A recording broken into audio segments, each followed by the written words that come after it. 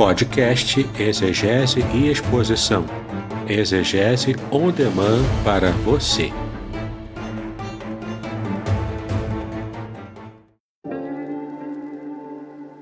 Shalom!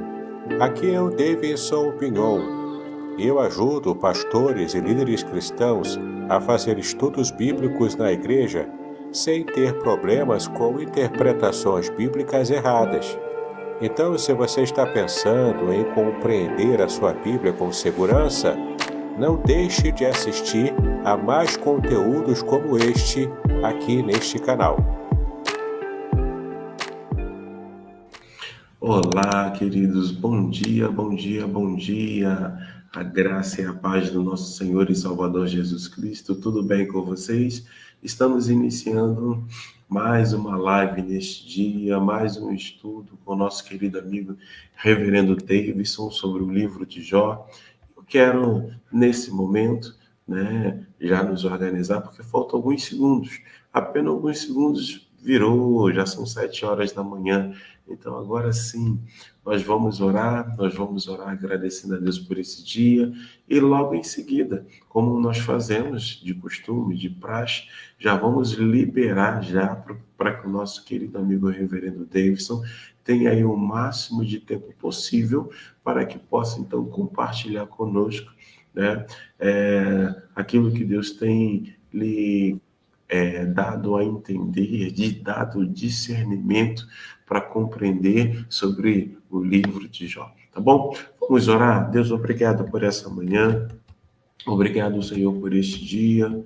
Obrigado, Senhor, porque reconhecemos a Tua bondade, a Tua generosidade, o Teu cuidado para conosco a cada dia. Hoje, inclusive, é o penúltimo dia do mês de outubro. Olhar para trás é reconhecer a Tua bondade. Queremos agradecer por isso. Pedimos por aqueles que estão em deslocamento, alguns indo para a escola, outros para o trabalho, e ainda outros, Senhor, já saindo para resolver algumas questões na rua. Que a Tua boa mão esteja conduzindo, guardando e livrando-os de todo mal, e dando também, Senhor, a cada um deles sabedoria, para que eles possam tomar as decisões certas no dia de hoje. Pedimos para que o Senhor manifeste o Teu poder através do Teu servo, por meio das explicações, por meio das orientações, a partir da Tua palavra. E que elas alcancem, Senhor, a nossa mente e o coração, promovendo em nós mudanças, transformações, que glorifique e exalte o Teu santo nome. Assim te oramos e já te agradecemos, em nome de Jesus. Amém.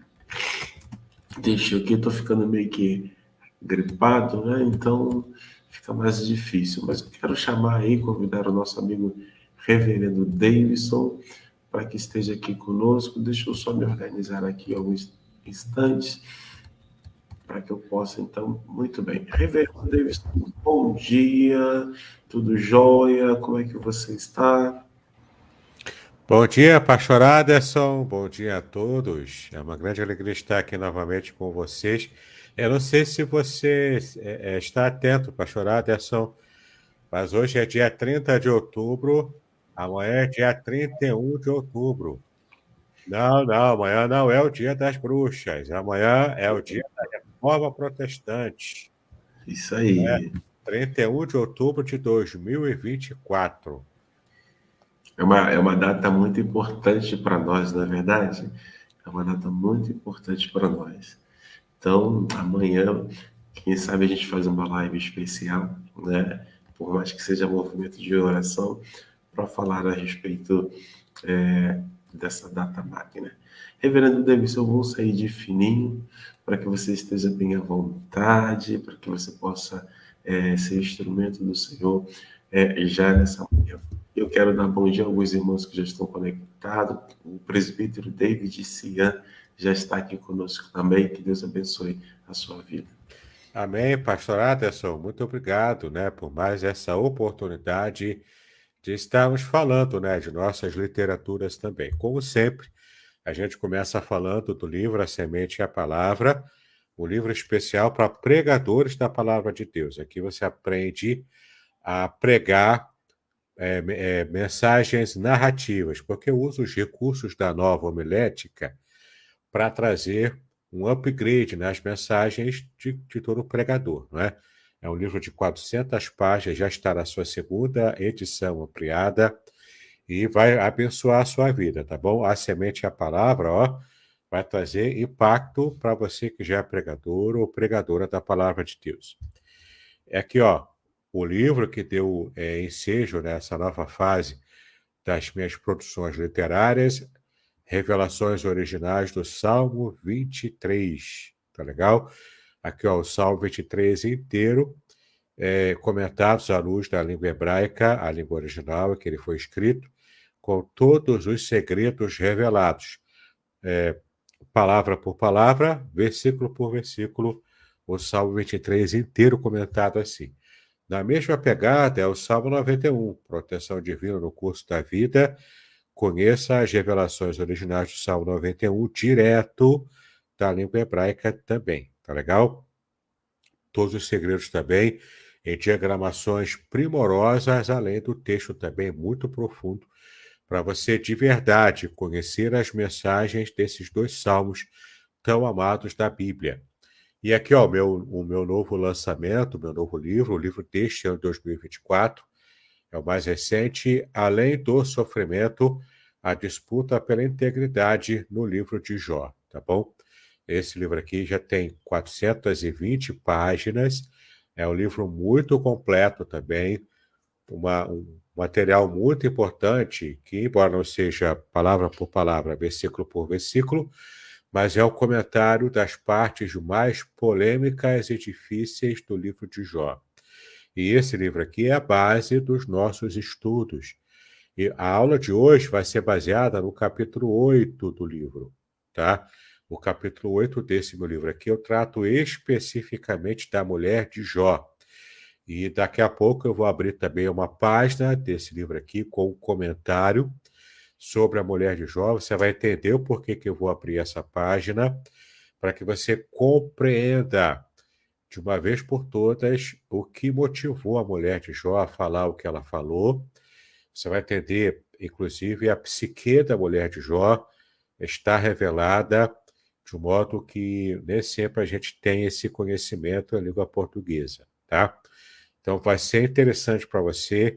Fica atento, especialmente você que é mulher, né, que é a nossa irmã em Cristo. Fique atenta para a aula de hoje. Porque na aula de hoje vamos tratar sobre a mulher de Jó. Tá legal? É o capítulo 8 do meu livro Além do Sofrimento. Você que quiser adquirir qualquer uma das minhas obras, faça contato pelo WhatsApp 021 998 58 5402. Nosso WhatsApp 021 998 58 5402. E você vai conhecer, então, todas as minhas obras e como adquirir cada uma delas, tá legal? Muito bem, pastor Aderson, estamos prontos aqui para começarmos, então, a nossa aula. Já apresentando aqui na tela a nossa apostila, que você pode pedir grátis, né? Estamos na página 30 da nossa apostila, que é um resumo. É um resumo de tudo que temos trabalhado aqui. Essa aqui é a capa, né? Que você pode pedir gratuitamente, você pode pedir ao pastor Aderson, ou até fazer contato comigo, né? Pelo meu WhatsApp, eu também te envio o PDF da nossa apostila resumo. Ora, se o nosso resumo tem 50 páginas, você imagina o tipo de conteúdo que você vai achar em todo o livro, né? Que é baseado aqui as nossas aulas. Então, ó, estamos na página 30. A nossa aula de hoje ela é dedicada à mulher de Jó, como eu já expliquei, baseada no capítulo 8 do meu livro Além do Sofrimento. Força e fidelidade. O papel da mulher de Jó na narrativa, tá? Então você vai ver que muito mais do que ela ter emprestado a boca a Satanás, para que estivesse também sendo uma entrada da tentação, né, de Satanás contra Jó, é muito mais do que isso. Você vai ver o quanto a mulher realmente exerceu força e exerceu fidelidade também. Fidelidade também a Deus e fidelidade ao seu marido, tá? E dá uma pregação tremenda a aula de hoje. Então, você que prega a palavra, preste atenção, porque aqui você vai pegar informações que podem te dar uma mensagem inteira sobre a mulher de Jó, com bastante profundidade. Tá legal? Bom, vamos começar então falando sobre ela, né? Falamos na aula passada sobre a personalidade do próprio Jó, o personagem principal, né, do livro. Mas aqui, a mulher de Jó, embora coadjuvante na narrativa, ela tem um papel crucial, tá legal?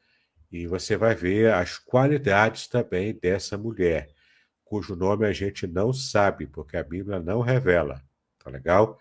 E nem mesmo a tradução judaica, quando eu fiz a pesquisa, eu também não achei nada sobre um possível nome para a mulher de Jó.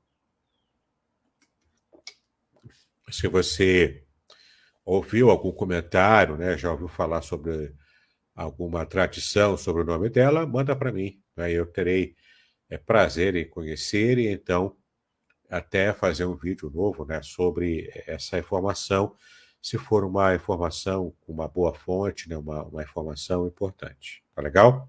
Bom, a mulher de Jó, embora frequentemente ofuscada pela figura proeminente de Jó, que era o personagem principal do livro, né, a sua esposa desempenha um papel significativo na narrativa.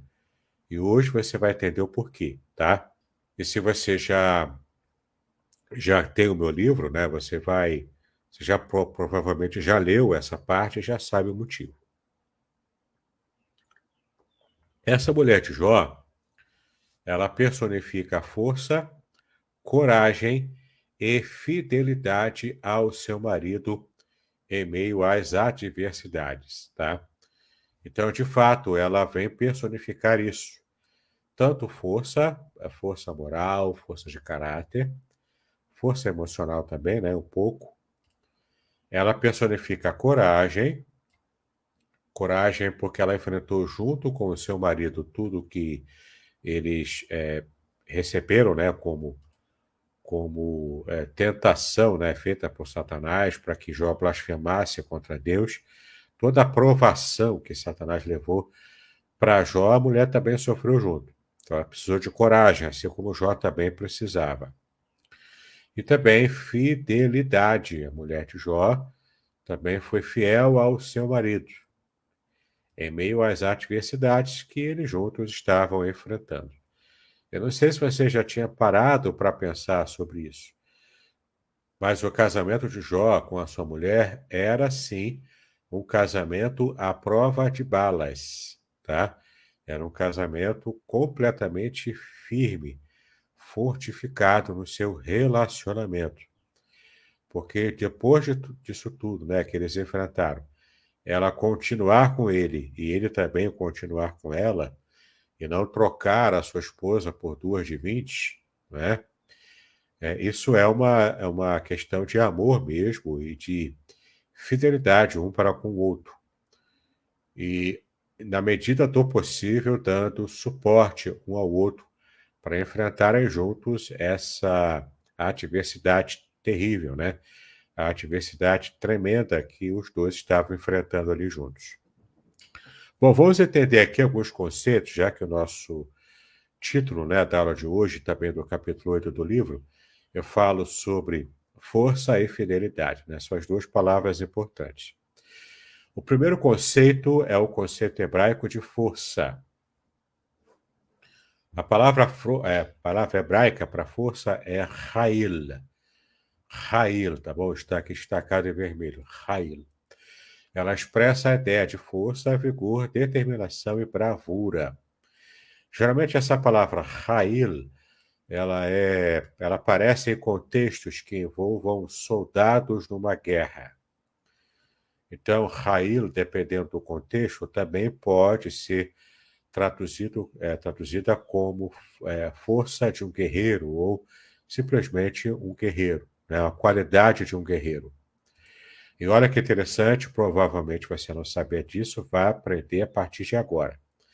No texto hebraico de Provérbios, da mulher virtuosa, quando o texto diz mulher virtuosa, quem a achará? O seu valor muito excede o de rubis. Em português, o adjetivo virtuosa traz essa ideia de uma mulher prendada, uma mulher que faz crochê, que sabe costurar, que sabe cozinhar, passar roupa, lavar, não é? Uma mulher que administra bem o seu lar e não deixa faltar nada. Enfim, essa é a ideia que nós temos. E, de fato, a palavra que aparece ali, você já sabe, é a palavra Rail, que, embora no contexto da mulher virtuosa, traga essa ideia da virtude moral dessa mulher, e não está fora do contexto, né, essa interpretação e até essa tradução, mas como você já está percebendo, a palavra Rail é uma virtude de força, a virtude de alguém que está acostumado ao contexto de batalhas, de guerras. E então agora você já sabe onde eu quero chegar, porque o texto hebraico da mulher virtuosa pode ser também traduzida e dá-se mais força ao contexto, porque aquela mulher é a mulher virtuosa porque ela é guerreira, ela é forte, ela é guerreira porque ela luta pela sua família, ela guerreia pela sua casa. Ela está lutando pelo seu marido, pelos seus filhos, para manter a casa em ordem. E dependendo do marido, se o marido for fraco, a mulher se torna a força da casa. Embora de um modo bíblico, né, de um modo tradicional, pela visão bíblica, o homem é a força da casa. Ela é a autoridade, ela é a força da casa. E a mulher, ela é a ajudadora do homem, que é a força da casa. É a autoridade maior da casa. Mas quando isso não funciona, porque nas dinâmicas atuais das famílias, né, do Ocidente, da nossa geração, há uma deturpação, há um desvalor, inclusive, do papel masculino na família, e isso tem gerado famílias com homens fracos, homens que precisam, de fato, de verdade, aprender a ser homens. Né? Apesar de toda a piada que se faz, né, com esse conceito, de fato, o homem precisa aprender a ser homem no sentido de ser um homem bíblico, não como o pessoal diz aí, homem em desconstrução, né? O homem que tem que entrar em contato com a sua porção feminina. Não tem que entrar em contato com nada disso. O homem tem que ser sensível no sentido de ser atento às necessidades da sua esposa, se tiver filha também, né, da filha. Nesse sentido, sim, o homem tem que ter essa sensibilidade, mas não ser um homem afeminado. Ser afeminado não é o padrão bíblico do homem. O homem tem que ser másculo, de acordo com a Bíblia. E apesar de toda a pressão da sociedade, né, para que o homem fique em desconstrução, deixe de ser um macho tóxico para ser um homem feminista, não é? Tudo isso está fora da Bíblia. A Bíblia não nos autoriza a termos esse tipo de pensamento. Não é o homem ser truculento, ser violento, maltratar a mulher, maltratar a filha. Não, não é isso. Não é isso que estamos dizendo. Você não vai maltratar as mulheres da sua vida. Você não vai maltratar a sua mãe, a sua irmã, né? Não é isso. Entenda o que o texto bíblico diz. Mas você vai aprender, de fato, a continuar a ser homem másculo, vai aprender, reaprender a ser homem de acordo com a Bíblia, tá? Recuperar a sua masculinidade que tem se perdido hoje em dia, mas você vai levar em conta que a sua mulher precisa de uma ajuda, precisa de um tratamento diferente, porque os sentimentos dela são sentimentos diferentes do seu, tá? Então, nessa questão do resgate da masculinidade, não exagere nisso também, a ponto de maltratar, de machucar a sua esposa, ou a sua filha, a sua mãe ou a sua irmã, tá? Nada disso. Você vai tratar bem, vai tratar com carinho, vai tratar com amor, mas não vai perder o seu universo da masculinidade. Os seus gostos, o seu jeito, Você não precisa ser afeminado para poder tratar bem mulheres, entendeu? Por favor, entenda o que o texto bíblico, né, realmente nos ensina, porque o homem precisa resgatar essa questão da masculinidade. Mas, geralmente, no lugar comum, né, da nossa sociedade, dizem que a mulher é o sexo frágil. Também não é, tá? De acordo com a Bíblia, você está vendo aqui que não é. A palavra Rail é uma palavra que exprime força e ela é aplicada à mulher. Portanto, a mulher não é o sexo frágil. Ela pode não ser o sexo, né? A mulher pode não exprimir o sexo da virilidade, porque, claro, essa é uma característica do homem. A mulher que mostra muita virilidade, que não é natural para ela, é uma mulher também que está distorcendo a sua própria natureza. Portanto, é ela que vai precisar resgatar a sua feminilidade, tá? Então, vamos colocar os pingos nos is, né? A mulher tem que ser feminina, tem que agir como mulher feminina e tem que resgatar isso caso ela esteja se perdendo por causa das pressões da sociedade moderna, tá? E o homem também precisa resgatar a sua masculinidade e não se perder também nas pressões de desconstruir a visão masculina, porque é isso que está gerando países fracos, sociedades fracas, inclusive até mesmo igrejas fracas, né? E famílias fracas. Então, não entre nessa vibe de querer desconstruir a sua família. Você vai ser o maior prejudicado com isso, tá? Então, a mulher não é o sexo frágil, a mulher é o sexo forte, porque ela é Rail. Rail exprime força, tá legal? A mulher de Provérbios 31, versículo 10, é a mulher forte, que governa bem a sua casa, a mulher que tem força moral, força emocional, tem força de caráter, e às vezes até mesmo, claro, ressalvando as proporções, às vezes até demonstra força física, embora essa seja a característica da virilidade masculina, então, e não propriamente da mulher, né? Mas a mulher, de um modo geral, ela tem força sim, especialmente no Brasil moderno. Quantas mulheres aí levam as suas famílias quase que carregando nas costas a família inteira, porque os homens fracos não conseguem exercer o papel masculino que lhe compete na família, não é? Então a mulher acaba tendo essa porção dobrada de responsabilidade, tendo que ser mãe e pai também. Pai, né? Como o pessoal diz aí, né? Tem que ser pai da sua própria família, o que não é adequado, nunca é adequado. O jeito bíblico é o jeito certo, é o jeito que deu certo ao longo da história da humanidade.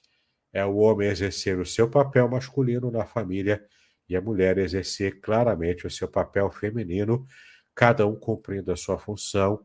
Então você encontra famílias funcionais e não famílias disfuncionais que depois vai ter que dar trabalho, vai ter que gastar dinheiro buscando um psiquiatra, um psicólogo, um terapeuta para resolver alguma situação de descompensação familiar, tá? Então, evite isso. Crie famílias desde a base, que seja família funcional, cada qual exercendo o seu papel, como de fato era a família de Jó. E acredite ou não, ter uma esposa leal a ele, forte também para suportar as lutas, né, que eles estavam passando ali juntos. Essa você vai ver já por que ela é forte. Eu vou mostrar e provar para você, tá? Então, esta força é demonstrada pela esposa de Jó ao suportar as provações junto com o seu marido, tá? Então, você já começa a perceber aqui os lampejos do caráter da mulher de Jó. Avançando aqui em nosso estudo, vamos agora para o conceito hebraico de fidelidade. Você já viu o conceito hebraico de força, você já achou aqui a palavra Rail, aplicada inclusive às mulheres, mulheres cristãs, tá bom? Mulheres que têm a fé no Senhor. Isso torna a mulher forte. Agora, o conceito hebraico de fidelidade também vai te dar insights poderosos sobre a mulher de Jó, tá? A palavra Neemanut em hebraico significa lealdade, confiabilidade e compromisso. Então, entenda o seguinte, Neemanut ou Neeman, né? É essa palavra que qualifica alguém que é leal, tá bom? Alguém que não abandona o outro porque está ficando difícil a situação. Então, lembre para os casados aqui, você vai se lembrar que quando você se casou, seja o pastor que fez o seu casamento, seja o padre, seja o xamã, né? Eu não sei qual era a sua religião antes de se converter, mas quando o cerimonialista, no mínimo, né, fez o seu casamento, você respondeu sim para o seu esposo, para a sua esposa, e a frase que geralmente se fala aqui no Brasil é que você vai se casar com esse tal e ser fiel ao seu esposo, à sua esposa, na saúde e na doença, na riqueza e na pobreza, não é? Geralmente se faz esse tipo de voto no casamento. Claro que é muito mais fácil ser feliz e ser leal na saúde e na riqueza. Mas convenhamos, né? Você sabe que a vida não é assim. A vida tem altos e baixos, então você vai passar por enfermidade. Faz toda a diferença você ter uma esposa leal a você quando o homem está gripado lá e quase morre lá deitado na cama, não é? Porque o homem, quando pega gripe, quase morre, né? Então, você vê o pastor Aderson aí, está quase morrendo aí, né? Porque ele está gripado. Então, então, faz toda a diferença uma mulher leal que vai ajudar, que vai cuidar do marido, que vai cuidar dos filhos, né? A esposa também, né? Faz toda a diferença, ela tem um marido leal a ela, que não vai traí-la, que não vai constituir uma segunda família para dividir o dinheiro, né? Com uma segunda família que ele armou aí por fora, que não vai jogar dinheiro fora também à toa, né? Mas a mulher se sente segura e amparada por um marido leal a ela. Tanto na questão sexual, né, do próprio casamento, e a parceria de vida mesmo, né? Então, tudo isso envolve a lealdade. Então, Neemanut significa lealdade, confiabilidade e compromisso. Casamento é compromisso. Para os casais, né, que eu já fiz na época que eu fazia casamento e dava conselhos também, o casamento não é a festa. A festa é tudo bonita, tudo bacana, mas aquilo não é casamento. Aquilo é a cerimônia do casamento. O casamento em si também nem é tanto assim no day after, né? Porque lua de mel ainda tá tudo melzinho na boca, né? Agora, o casamento é depois que passa o primeiro ano, o segundo ano. Casamento é isso, é o dia a dia, tendo que pagar boleto, tendo que fazer compras, tendo que ir para o supermercado lá, e a mulher colocar as coisas lá no carrinho e você tira para não pagar mais caro, entendeu? Isso é casamento, né? É você viver o dia a dia. Então, a fidelidade, o conceito hebraico, é isso aqui, né? Apesar da tentação de abandonar a fé, a esposa de Jó permaneceu fiel a ele e também permaneceu fiel a Deus. Agora, a parte mais problemática desse assunto da mulher de Jó é a frase que ela disse. A frase da esposa de Jó que você conhece bem, né? Está em Jó, capítulo 2, versículo 9, tá? Esse texto aqui que eu vou ler para você, na versão Nova Almeida atualizada, tá? O texto de Jó, capítulo 2, versículo 9, como está em nossas Bíblias, está assim. Então a mulher dele disse, a mulher de Jó, né? Você ainda conserva a sua integridade? Amaldiçoa a Deus e morra. Claro que essa palavra amaldiçoar não está no original em hebraico. Em hebraico está parur. Parur é abençoa. Mas aqui foi uma questão de respeito, né, de quem traduziu, de quem escreveu o texto em hebraico e depois foi traduzido, porque no contexto ela quis dizer amaldiçoar mesmo, tá? Mas por que colocou abençoa a Deus e morra? Porque na cultura judaica não se atrela o nome de Deus a verbos que exprimem maldições aplicadas a ele, tá? É sempre Deus que amaldiçoa alguém, e nunca alguém que amaldiçoa a Deus. Então, é um recurso linguístico antigo, né? É chamado de circunlóquio, em português, né? Se chama circunlóquio, que é você estar colocando sinônimos ou palavras sinônimas para querendo dizer outra coisa, tá legal? No caso aqui é um antônimo, né? Está usando a palavra antônima. Então, o que ela quis dizer é amaldiçoar a Deus, mas se escreveu abençoar a Deus em hebraico, tá? Mas é claro, o sentido nós sabemos, faz mais sentido entendermos que ela disse: amaldiçoa logo a Deus e morra de uma vez, né? Era o que ela quis dizer para Jó, para o seu marido, porque, convenhamos, né? Ela estava sofrendo junto com ele. E a angústia, a agonia que ela estava sofrendo era grande para ele. E na cultura antiga, na época patriarcal, a vida da mulher de Jó não seria melhor se de fato ele morresse. Ela, eu não sei a idade que ela tinha, provavelmente ela já tinha certa idade. Se tivesse ainda pai, mãe ou irmão, ou parente próximo vivo, ela teria que voltar para a casa da sua família, depois de tudo que ela conquistou com seu marido antes, não é? Se não tivesse, a situação dela não ficaria melhor. Ela estaria mendigando na rua, fazendo o que ela já estava fazendo, algum serviço, que você vai saber já por quê, e talvez até se prostituindo, dependendo da idade dela, da beleza dela, né? Então, a questão aqui é isso, a vida dela não estaria melhor se de fato ele morresse, ela ficasse viúva de uma hora para outra, tá?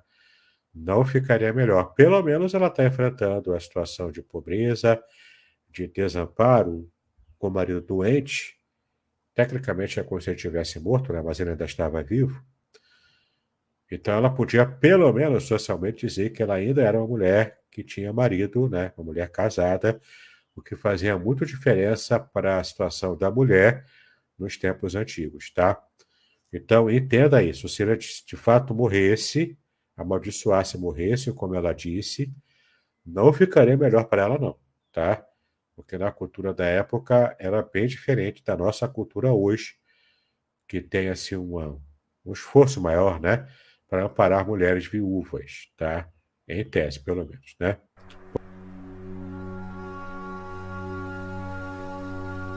Estamos entusiasmados em anunciar o lançamento do livro Além do Sofrimento, a disputa pela integridade no livro de Jó, publicado pela editora Contextualizar em 2024. Este livro, escrito pelo reverendo Davidson Bignon, pastor congregacional, mestre em ciências da religião e professor de hebraico bíblico e exegese do Antigo Testamento, possui 420 páginas repletas de comentários profundos sobre o livro de Jó. O autor explora temas cruciais como o sofrimento dos justos, o problema do mal e a teodiceia judaico-cristã. Com análises impressionantes e únicas, o livro promete transformar sua perspectiva sobre sofrimento e fé, oferecendo respostas para as questões mais difíceis da vida. Não perca a oportunidade de mergulhar em um estudo profundo e enriquecedor. Adquira já a obra, Além do Sofrimento, a disputa pela integridade no livro de Jó e descubra um novo entendimento sobre a integridade e a fé. Disponível agora.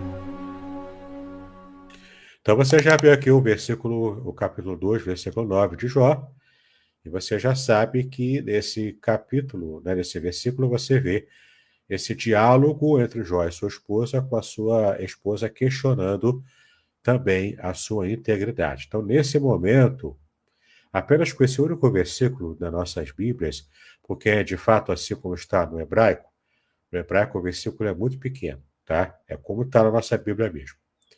Mas é muito pouco para a gente entender o drama do coração dessa mulher, tá? Então a gente vai recorrer a um serviço exegético de comparações de uma versão clássica.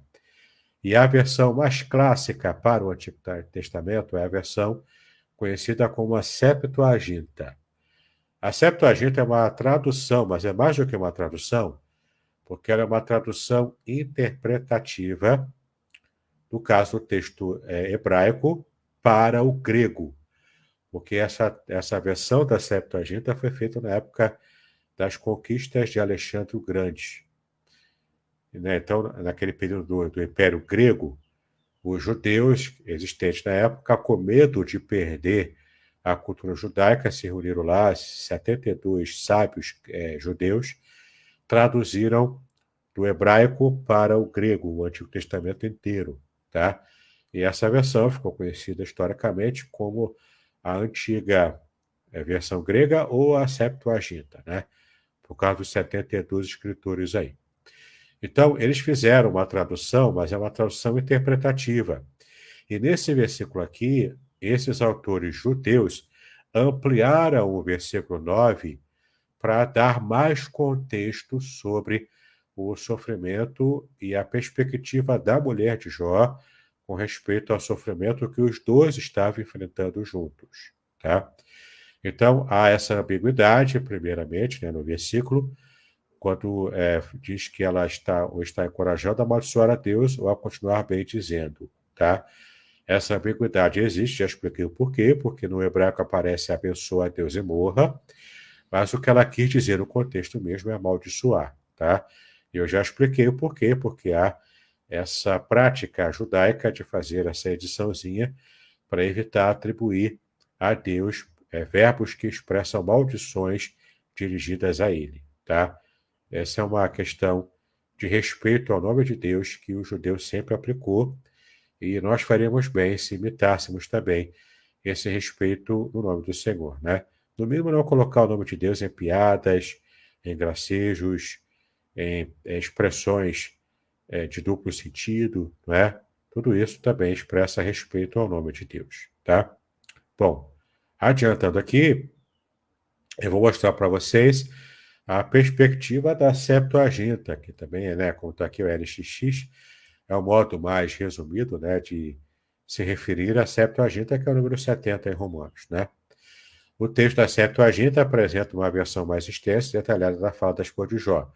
Ela expressa profundo desespero, questionando quanto tempo Jó pretende suportar as dores, né, a luta, a pobreza, e sugerindo que ele deveria amaldiçoar a Deus para que morresse rápido e acabasse rapidamente o seu sofrimento. Vamos abrir aqui, então. Eu estou aqui com a página do meu livro aberta. Aqui você vê o que diz a Septuaginta, né? No meu livro é a página 211. Para quem tem o livro aí, é só abrir na 211, você vai ver o que está aqui na tela, né? Então, a Septuaginta traz o texto de Jó 2:9 maior. Olha só o tamanho de texto, né, em grego. Uma tradução em grego, uma tradução, como eu já expliquei, interpretativa. Olha a quantidade de palavras que tem no grego. Né? Enquanto que o versículo hebraico em português é minúsculo, né? Uma frase muito pequena. Aqui é uma transliteração do grego para os caracteres latinos, que não precisamos ler, né? Só para que você consiga perceber a sonoridade do grego. E aqui é o que nos interessa. É o que eu vou usar para vocês, a tradução dessa versão grega, que, como eu já expliquei, é uma versão ampliada, interpretativa, e vai te dar o contexto, e vai te dar a percepção, a perspectiva da mulher de Jó, para tudo o que ela está enfrentando junto com Jó, seu marido, tá? Olha o que diz aqui, ó, na versão grega. Depois de passar muito tempo, sua esposa disse-lhe: Até quando vai suportar, dizendo: Veja, estou esperando mais um pouco, aguardando a esperança da minha salvação. Aqui ela faz uma pergunta retórica, uma pergunta que está expressando mesmo o desespero dela, não é? Ela está cansada de aguentar junto com ele, ela também está cansada, ela está esgotada emocionalmente. Ela estava junto com ele, entendeu? Ela não ficou lá para casa do pai e da mãe enquanto ele enfrentava tudo sozinho, não. Você já vai ver aqui mais à frente, na tradução hebraica aqui, na tradução da Septuaginta, o que ela fazia para ajudar, para sustentar. Ela que estava sustentando os dois naquela calamidade toda, né? Pois teu memorial foi apagado da terra, ela falando, né? O memorial de Jó. Ou seja, era muito importante na cultura judaica antiga a memória do nome da pessoa, inclusive quando morre. Então, no conceito do mundo antigo, ter vida eterna é ter uma vida onde as pessoas se lembrem do memorial da pessoa que partiu, tá? Na cultura pagã e também até mesmo na cultura judaica tinha essa concepção. Era a concepção cultural de vida eterna, né? Então ela diz: o teu memorial foi apagado na terra. Ou seja, é como se você tivesse morrido. Mas você está vivo ainda, está aguentando por quê? Né? Os filhos e filhas do meu ventre, aqui ela falando, ó, dos filhos mortos. E Jó também sofreu com isso, né? E ela também, ela era mãe. Ela viu todos os filhos morrerem de uma tacada só, uma calamidade só, não sobrou ninguém. Entendeu? Ela sofreu junto. Como é que estava o coração dessa mulher? Enfrentando junto com seu marido aquela perda terrível. Entendeu? Dores e trabalhos em vão. Até trabalhos, ó, que ela teve que trabalhar, o que não fazia antes. Mulher de homem rico, no máximo ela cuidava da casa lá, mandava servos e servas fazerem o que era para fazer. Agora ela está sozinha, tendo que meter a mão na massa, porque Jó estava doente. Jó não tinha condição de produzir nada, de fazer nada, ele estava ali só se coçando nos barrancos, né? E ela viu, ó, estou trabalhando em vão. Isso não tem sofrimento maior do que você fazer um trabalho que você não vê sentido para ele. Era assim que ela estava trabalhando em vão.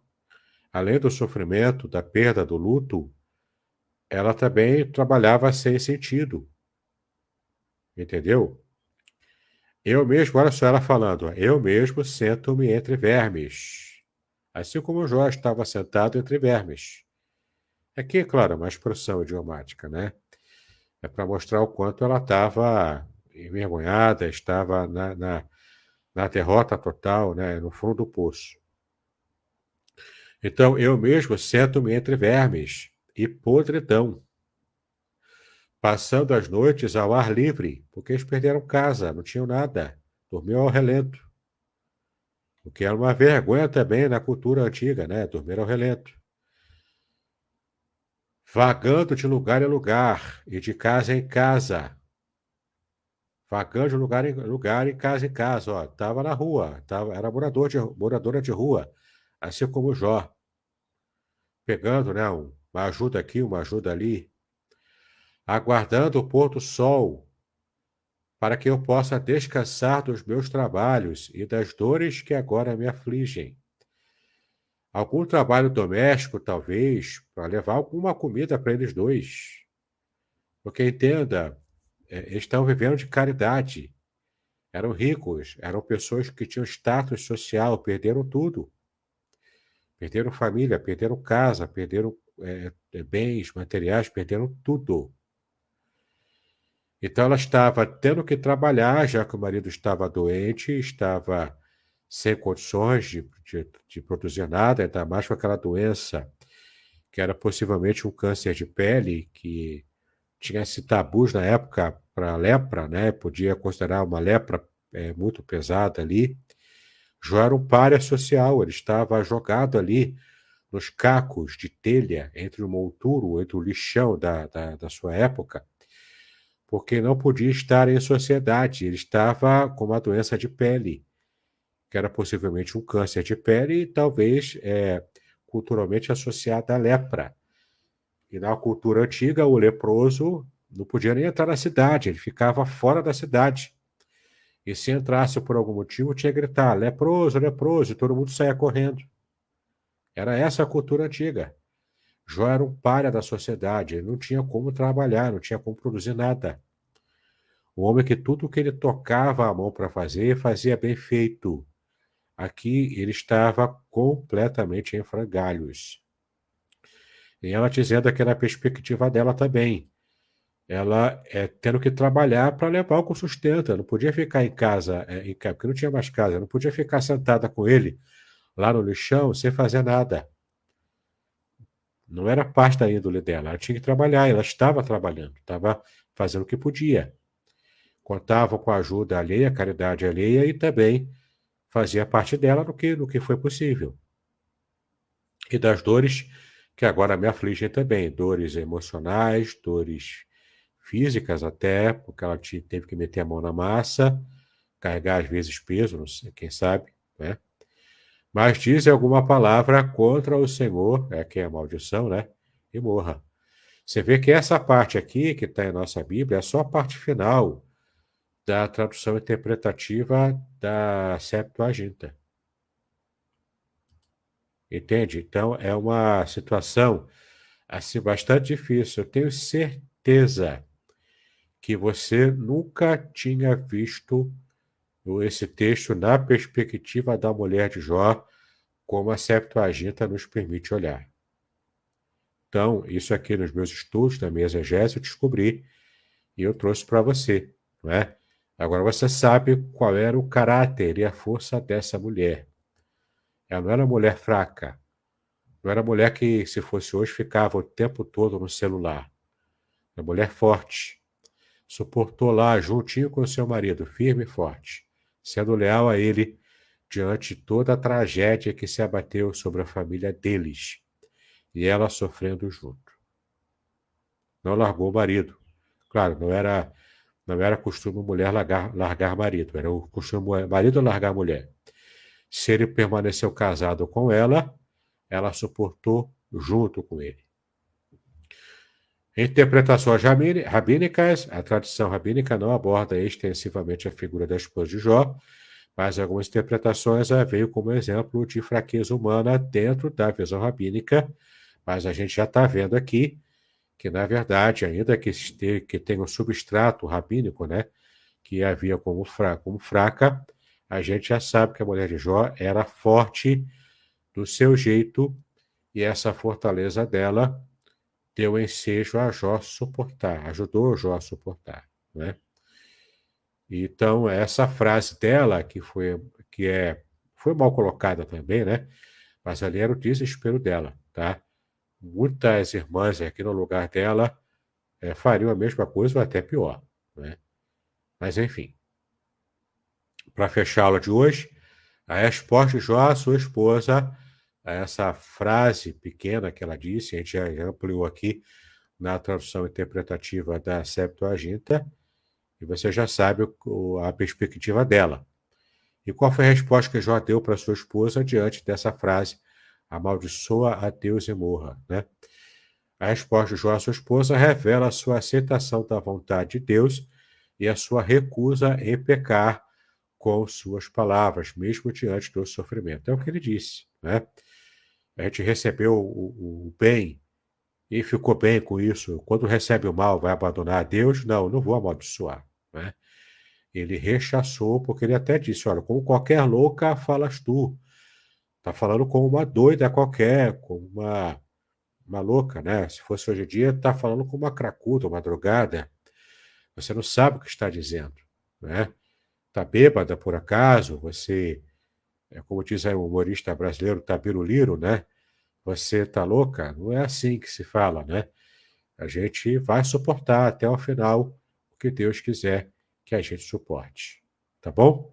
Ficamos por aqui na aula de hoje. Na próxima aula, se Deus permitir, vamos trabalhar aqui, ó, os amigos ou acusadores de Jó. A complexidade das relações de Jó com os seus amigos. Eles de fato tentaram ajudar, eles eram gente boa, ou também prestaram a sua voz a Satanás para afundar ainda mais Jó na autopiedade e nas questões emocionais, tá bom? Vamos tratar, se Deus quiser, na nossa próxima aula. Pastor Anderson, invoca o seu nome porque agora a palavra é sua. Amém, queridos, amém. Eu quero dar bom dia aí o Fábio D'Angelo, que também está conosco. Que Deus abençoe sua vida, que Deus abençoe sua casa, a irmã Ilma, a Rosilane também está conosco, A Zilmar Guimarães também está conosco, outros irmãos deram uma passadinha aqui. Que Deus abençoe também a sua casa e a sua família, tá bom? É interessante, né? Porque eu estava fazendo ali algo, enquanto o reverendo Davidson estava pontuando, né?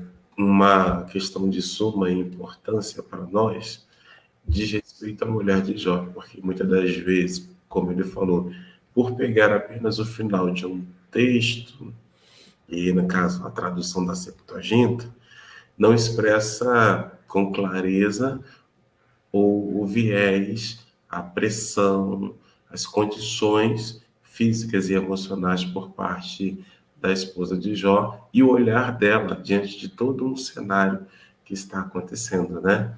Então, isso aí é muito interessante porque traz para nós clareza, traz para nós entendimento da fala de Jó dentro de um contexto, né? E um detalhe importante que é justamente a forma como o judeu trata Deus, a pessoa do próprio Deus. Eu achei muito interessante. Se algum irmão Ema quiser fazer uma pergunta, fique bem à vontade, né, para fazer essa pergunta, tá bom? Eu achei outro fato que eu achei interessante é quando ela na Septuaginta está traduzindo aqui o memorial a respeito de Jó, né? Foi apagado da terra, né? E aí uma pergunta, esse memorial, eu sei que o reverendo Davidson já explicou, eu queria também entender se dentro do contexto do memorial, os filhos também vão representar esse memorial, ou você tem algo mais pontual, algo mais específico? Bom, sim, a questão bíblica é bem interessante nesse ponto. Como eu já expliquei, né, durante a aula, o memorial você tem o conceito de vida eterna, do ponto de vista social, da época, é quando você é lembrado mesmo depois de morto, né? Então você alcança o status, como Jó tinha alcançado o status, né? O status social, e você mantém essa importância mesmo depois de morto. Bom, aqui no Brasil dá nome à rua, não é? Para fazer essas homenagens pós-morte. Na cultura judaica, tem umas questões interessantes. Por exemplo, quando a pessoa morre, a pessoa não se leva flores. Aliás, nem se dá flores para a namorada também, na cultura judaica. Você dá pedra. No caso da mulher, não é pedra de rua, pelo amor de Genésio, né? Pelo amor de Deus, você não vai pegar uma pedra na rua e dar para uma namorada. É pedra preciosa, né? Um diamante, uma pedra qualquer lá é preciosa. No caso de gente morta, o judeu quando morre, você não leva flores para o cemitério. Você coloca pedras, aí sim, pode ser pedra de rua, né? Você coloca pedras em cima do túmulo. E no cemitério judaico não se fala também túmulo, jazigo, não, se fala em memoriais.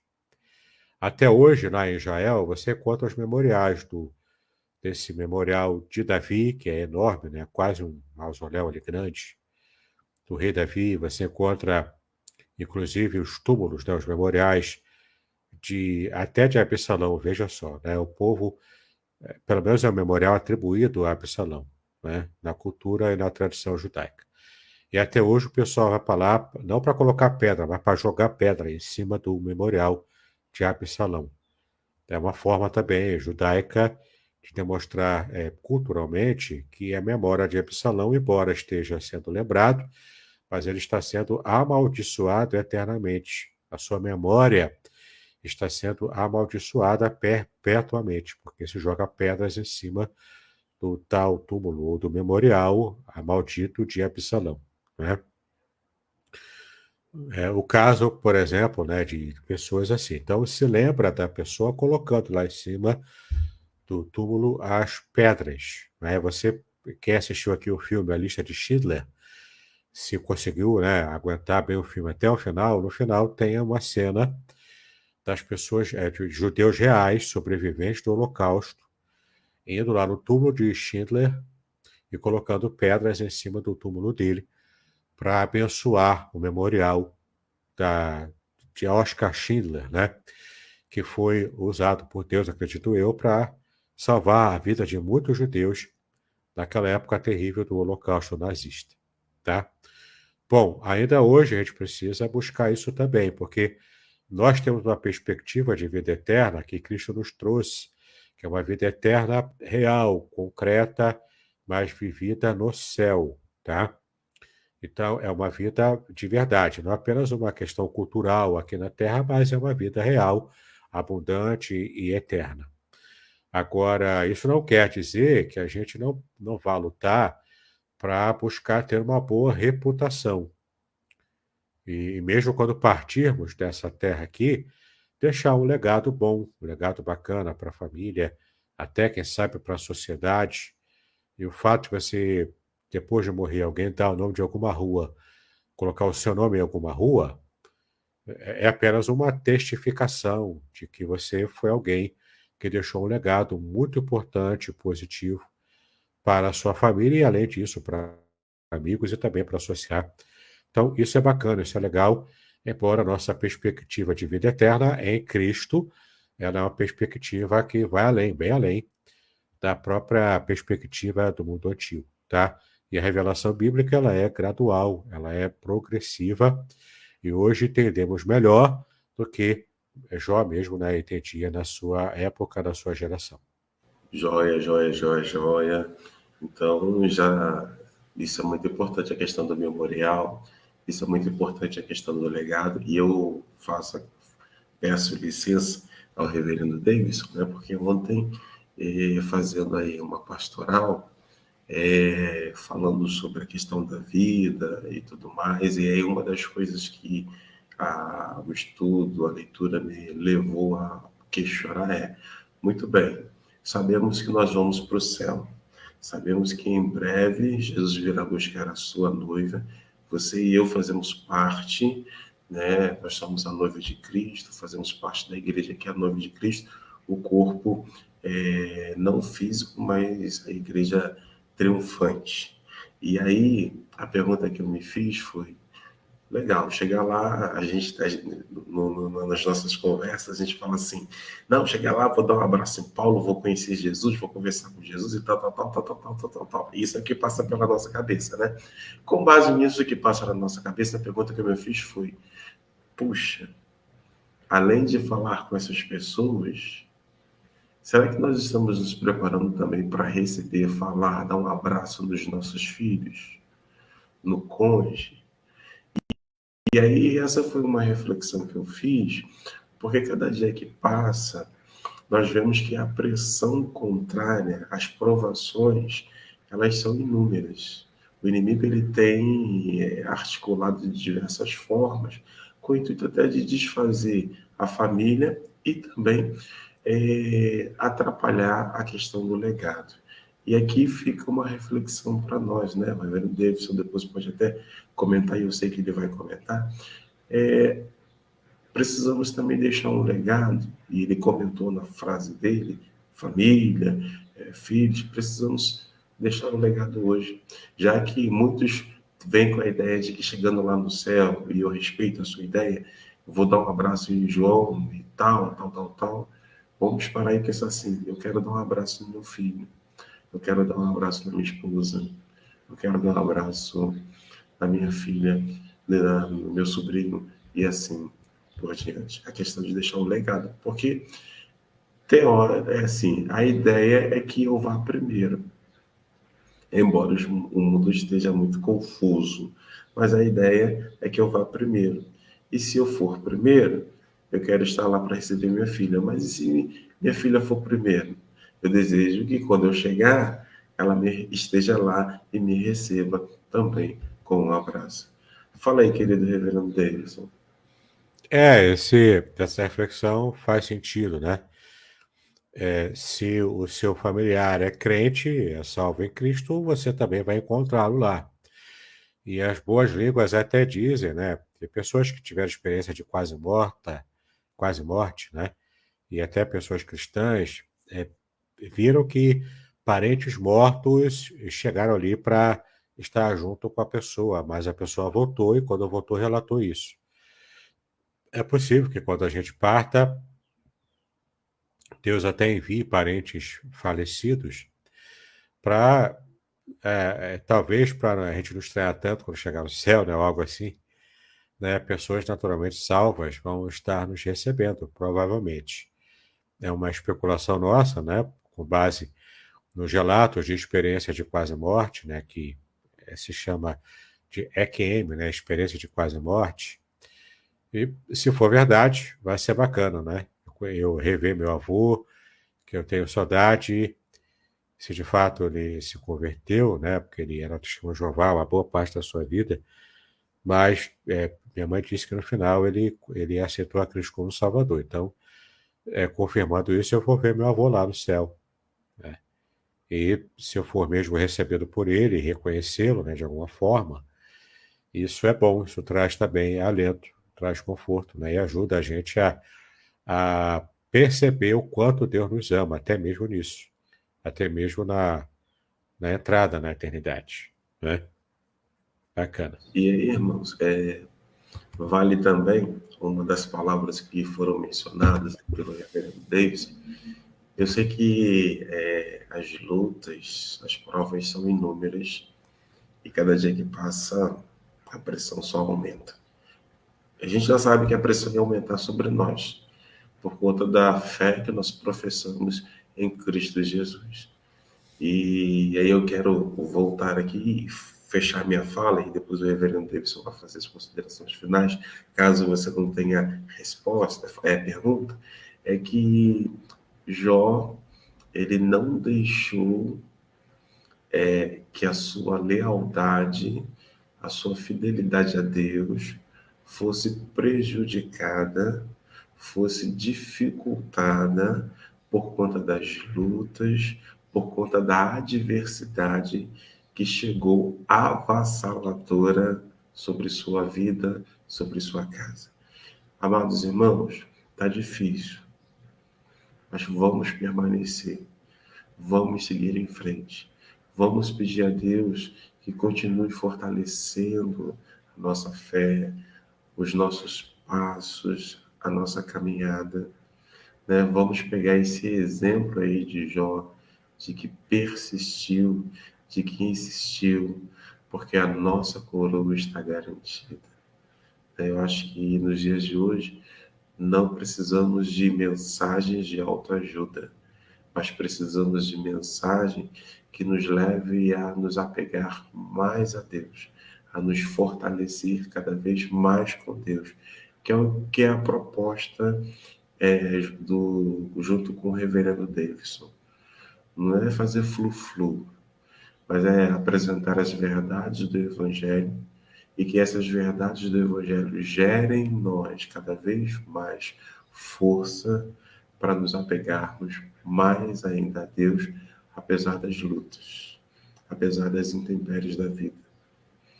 Fala, reverendo Davidson, e aí eu vou sair de cena, já falei demais. Obrigado, pastor Aderson. Tá difícil, mas tá fácil só para o pastor Aderson, né? Para ele tá mais tranquilo. Aqui em São Gonçalo, em Niterói, Rio de Janeiro, tá mais complicado. Bom, falando aqui dos livros, novamente, agora rapidinho, por causa do nosso horário estourado, né? A Semente é a Palavra, se você deseja aprender a fazer pregações narrativas, se você é pregador ou pregadora da palavra. Aqui, ó, revelações originais do Salmo 23, revelações do hebraico bíblico para você, a mensagem descortinada assim, ó, de modo abrangente para você. Aqui, ó, proteção divina no curso da vida, o Salmo 91 inteiro, também comentado à luz da Bíblia da língua hebraica. E o nosso livro, Além do Sofrimento, a disputa pela integridade no livro de Jó, o livro que tem dado o que falar, tá? Pessoas têm tido muito interesse nesse livro. Ontem mesmo eu estive numa rádio aqui perto, falando sobre o livro. Pessoas têm demonstrado muito interesse e buscado comprar o livro e conhecê-lo mais, tá? Então, seja você também um dos que estão adquirindo o livro, estão lendo o livro, estudando o livro, para conhecer os temas mais difíceis de Jó, de modo que seja bastante simples para você. Faça contato comigo, 021 998 58 5402. Faça contato por esse meu WhatsApp e eu vou dar todas as informações que você precisar para poder adquirir qualquer obra minha, qualquer curso meu, inclusive ter acesso a e-books e cursos gratuitos. Tudo eu envio para você o link. Tá legal? Muito bem, vamos orar então. Vamos pedir ao Senhor que nos abençoe no dia de hoje. Pai, nós te exaltamos pelo privilégio que nós temos, Senhor, de te adorar, de te agradecer, de colocar a nossa vida diante do teu altar. Assim como a mulher de Jó enfrentou junto com seu marido, mantendo o seu casamento apesar de toda a perda, de todo o drama, de todo o luto, inclusive. Pedimos a Ti, ó Pai, nos dê, assim como ela, a força, a coragem, a fidelidade, para que também estejamos lutando pela nossa família, mesmo lutando com dificuldades, mesmo enfrentando muitas intempéries ao longo da nossa caminhada. Nos abençoa, nos dê famílias funcionais, famílias fortes, que testemunhem do Teu poder diante de uma sociedade hostil à Tua palavra, hostil à fé cristã. Nos abençoa. E amanhã, ó Pai, no dia da reforma protestante, nos dê também coragem para romper com padrões errados, para romper com padrões heréticos e, de fato, assim como os reformadores do passado, que possamos estar buscando uma nova reforma espiritual a partir da nossa vida pessoal e a partir também da nossa própria igreja local. Que sejamos exemplo de fé e coragem para muitas pessoas, como os teus servos reformadores foram usados pelo Senhor também para mudar a história do mundo. Cuida de cada um de nós, nos abençoa no dia de hoje. É como pedimos a Ti, em nome de Jesus, hoje e para sempre. Amém e amém. Amém, queridos. Estamos encerrando a nossa manhã com Deus dos dias de hoje. A nossa irmã Zuleida falou que assistiu ontem o senhor pela rádio. Pela rádio, Vai estrear hoje, 2 horas. Hoje, 2 horas. Vou colocar no meu canal do YouTube, hoje, às 2 horas, essa entrevista editada que eu tive ontem lá. Joia. Queridos, eu quero então pedir a vocês dois movimentos. O primeiro movimento, compartilha essa live com as pessoas, tá bom? Para que elas possam também ser abençoadas e edificadas. E o segundo pedido é, além de orar por nós, que é de praxe, dá um pulinho lá no Google Maps, localiza lá a Igreja Evangélica Congregacional em Aracruz, dá lá uma nota, dá lá um luzinho, sinaliza lá, porque isso é muito importante, porque a gente quer ser uma igreja relevante. Talvez eu esteja me vendo aqui como Gideão, né? Ao invés de ter 32 mil, nós somos pequenininhos, mas mesmo sendo pequenininhos, que o Espírito de Deus atue através de nós, de maneira a alcançar corações, alcançar vidas, algumas delas fortalecendo e outras sendo reconciliadas com Cristo Jesus. Esse é o nosso objetivo principal, tá bom? Shalom a todos, até amanhã, se Deus assim permitir. Shalom, shalom a todos.